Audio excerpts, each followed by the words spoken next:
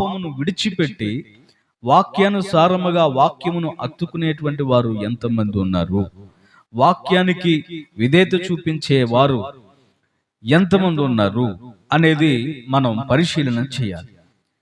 దేవుడు మన కోసం ఈ భూలోకానికి వస్తే మనమేం చేస్తున్నాం? కనీసం ఆయనను ఆరాధించడానికి, ఆయన స్తుతించడానికి, ఆయన గణపరచడానికి, ఆయన మహిమపరచడానికి, ఆయన సన్నిధికి కూడా వెళ్ళలేనటువంటి పరిస్థితి ఈ రోజున మానవుల యొక్క పరిస్థితి అండి.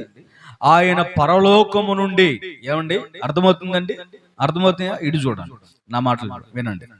ఆయన నిన్ను నన్ను మనలందరినీ రక్షించడానికి పరలోకమును విడిచి భూమి మీదకి వస్తే కనీసం మనం రక్షణ పొందడానికి, మనం దేవుని సన్నిధిని పొందడానికి, దేవుని మహిమను పొందడానికి, దేవుని